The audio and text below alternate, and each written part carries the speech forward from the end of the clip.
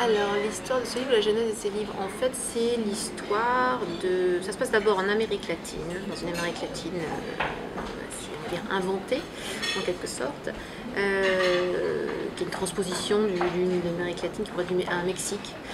Et ça se passe donc dans une villa tout d'abord, dans une villa somptueuse où il y a une femme qui habite dans cette villa et cette femme n'est plus du tout là où elle voudrait être. C'est qu'elle vient d'un milieu très modeste, elle vient d'un petit village dans le désert, d'un endroit, c'est même pas modeste d'ailleurs, c'est un endroit assez terrible et assez très violent au milieu du désert. Et en fait, elle a complètement changé de milieu social et ce déchirement crée chez elle un vrai trouble identitaire. Et elle va se retrouver en face de ce trouble-là, de cette douleur-là, quand sa fille disparaît, sa fille les quitte, elle et son mari. Et puis, il va y avoir le surgissement dans sa vie d'un homme, d'un lieutenant de police qui vient justement enquêter.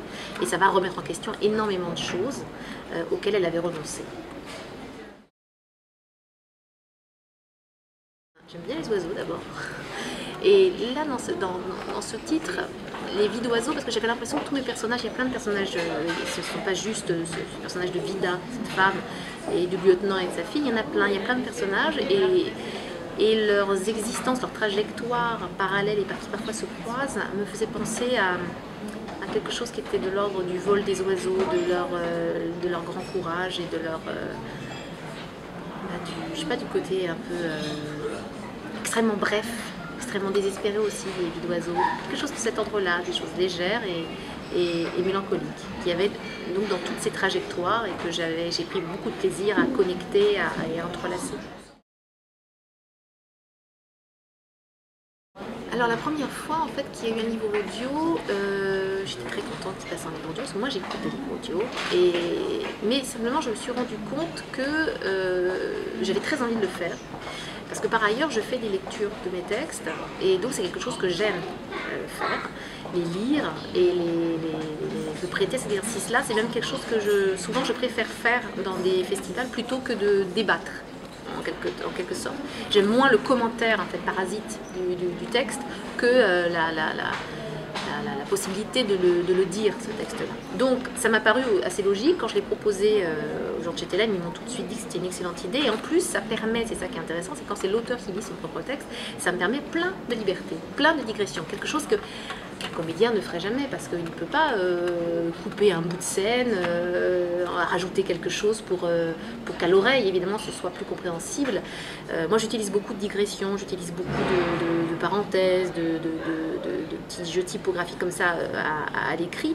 C'est quelque chose qui est très difficile à rendre à l'oral si c'est brut comme ça. Donc en fait, ça me permet en effet d'ajouter ce que j'ai envie d'ajouter. Donc ça donne quelque chose de très particulier, ça donne autre chose finalement que le roman lui-même. Enfin c'est des petites nuances, hein, c'est pas non plus des choses complètement délirantes. Hein. Mais j'ai bien aimé cette réinterprétation que moi je pouvais faire du texte. J'ai beaucoup de plaisir à le faire et donc ça m'a vraiment enchantée de pouvoir faire ça. C'est très intéressant en fait de lire son propre texte à voix haute parce que d'abord parce que quand le texte est terminé, publié, on ne le relit jamais. Je crois qu'il n'y a pas un auteur qui relit son texte du début à la fin, peut-être que ça se fait, mais en tout cas moi ce n'est jamais mon cas. Donc j'en fais des lectures, en effet comme je disais, mais c'est des bouts, des montages que je fais. Je ne lis jamais mon texte du début à la fin. Alors là, ça m'obligeait à le lire du début à la fin, et en plus dans un temps donné, c'est-à-dire qu'on a fait 2 prises. Enfin, on a passé 2 après-midi à le faire.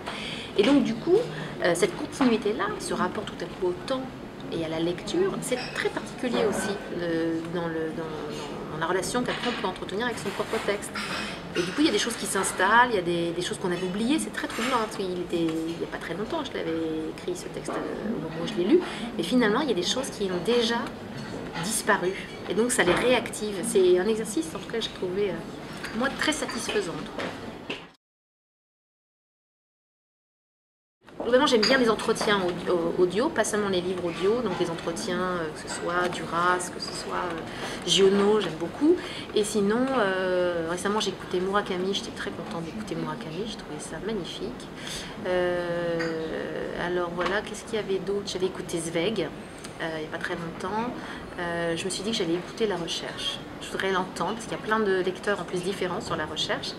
Et je me suis dit que ça m'intéressait beaucoup de voir ce que chacun met dans le texte, qui est un texte théoriquement pas très facile à lire. Mais au fond, je crois que les phrases longues sont quelque chose qui est... Enfin, c'est beaucoup plus simple finalement de lire une phrase très très longue qu'un texte plus scandé, plus haché. La phrase longue, on pénètre à l'intérieur, on peut... Voilà, il y a tout un tas de poupées russes à l'intérieur d'une phrase longue. Je suis persuadée que c'est tout à fait adapté en tout cas à la lecture. Et moi, j'aime bien les livres audio parce que c'est aussi les moments où moi, je ne peux pas lire, je ne peux pas avoir un livre à la main. Et comme je lis tout le temps, sinon ça me permet en tout cas de choisir ce que j'ai envie d'entendre. Et je me souviens d'ailleurs dernièrement quand j'ai redécouvert le livre audio, c'était quand j'avais eu une petite fille et il n'y a pas très longtemps. Et quand vous portez un tout petit bébé dans les bras toute la journée, que vous ne pouvez pas vous asseoir parce qu'il se met à hurler quand on s'assoit. Donc vous marchez de long en large, vous êtes content que quelqu'un vous lise un livre. Donc voilà, donc là récemment c'était pour ça que j'en ai écouté beaucoup.